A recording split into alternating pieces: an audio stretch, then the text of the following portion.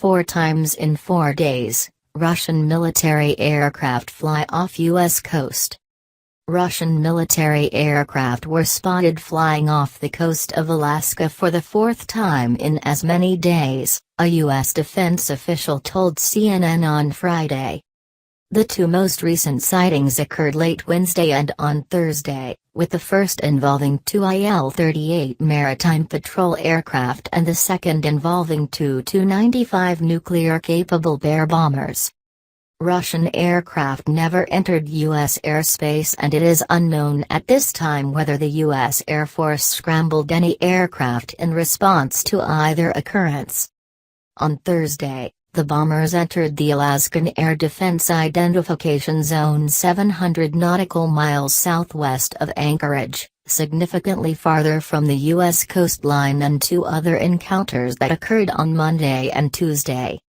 The Alaskan Air Defense Identification Zone is a designated region of international airspace, primarily surrounding the U.S. and Canada, that is meant as a buffer to allow for the identification of aircraft heading towards North America.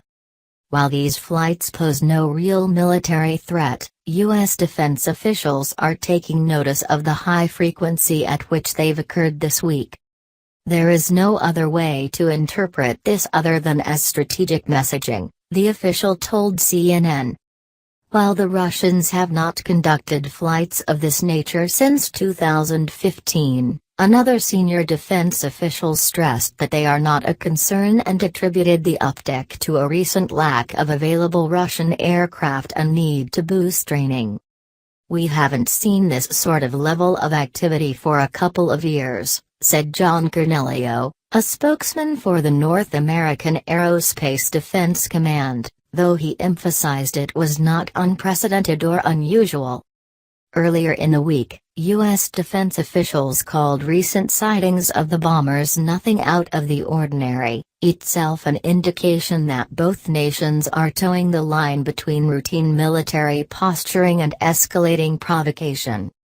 On Monday, U.S. F-22 fighter jets intercepted 2 Russian bombers in international airspace 100 miles from Kodiak Island, Alaska. A U.S. military official called the interaction safe and professional. Less than 24 hours later, a U.S. surveillance aircraft responded to 2 Russian bombers that were spotted in the same area, this time flying 41 miles off Alaska. The U.S. itself has carried out similar flights along both the Chinese and Russian coasts. Part of larger strategy. Moscow, for its part, said it regularly carries out patrol missions above the neutral waters of the Arctic, the Atlantic, the Black Sea and the Pacific Ocean. All such missions are carried out in strict compliance with international regulations and with respect to national borders, the Russian Defense Ministry said in a written statement. But this week's encounter plays into a larger effort by Russian President Vladimir Putin to prove Russia is back in the game, according to Howard Stauffer, a former State Department staffer. "This kind of cat-and-mouse stuff has been going on for a while now," Stauffer told CNN, adding that Putin is trying to put the U.S. on notice that the Russians are everywhere and are back to expanding the limits of expanding their military power. "It is one thing when you fly to be noticed," he said.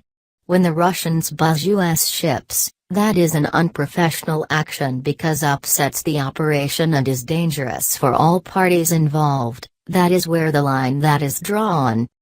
U.S. officials have echoed Stauffer's stance as recently as February, after the USS Porter had 3 encounters with Russian aircraft while sailing in the Black Sea. Those encounters were deemed unsafe and unprofessional because of how close the Russian planes flew to the American destroyer, a senior defense official said at the time.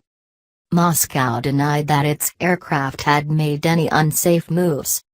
Russian aircraft have also been spotted recently flying near the coastline of U.S. allies, including Japan, which has scrambled fighter jets 4 times this month in response, according to a statement from the Japanese Foreign Ministry. The Viktor Leonov, a Russian spy ship, has also been spotted near the U.S. coastline twice in recent months. Rising tensions between U.S. and Russia are a far cry from President Donald Trump's optimistic campaign rhetoric of hopes for a collaborative relationship. As Trump himself said earlier this month, relations between the former Cold War foes may be at an all-time low. The two nations have clashed over deeply rooted strategic differences this month. Syrian President Bashar al-Assad's alleged April 4 chemical weapons attack on his own civilians triggered Trump's outrage, leading him to strike a Syrian airfield with Tomahawk missiles, and witnessed a change in Trump's stance on Russia, which has supported Assad throughout Syria's bloody civil war. Russian Foreign Minister Sergei Lavrov said that the U.S. missile strikes on an airfield in Syria were a failed attempt to try to undermine the peace process in the country and to change the regime. And Russia has stood with Iran, a longtime U.S. foe, in condemning the strikes. Attempts of this kind will never be a success. It will never happen, Lavrov said during a joint news conference with the Iranian and Syrian foreign ministers in Moscow. We demand that the United States should respect the sovereignty of a state and avoid such actions that threaten the current world order. Opposing views on the conflict in Ukraine have also become a hot-button issue between the Kremlin and the new U.S. administration. In February, Russia's foreign ministry also indicated that it intends to keep Crimea and not return it to Ukraine because it considers it to be part of Russia, a stance that the Trump administration has said it directly opposes. White House Press Secretary Sean Spicer said earlier this year that Trump had been taking a tough line with Russia and that he expected Moscow to withdraw from the region, which it has occupied since 2014. The U.S., meanwhile, has positioned military assets across Europe in an effort to reassure its European and NATO allies in the wake of Russia's movements in Ukraine. Over the weekend, the U.S. Air Force sent its newest stealth fighters to the United Kingdom in a demonstration of its military reach.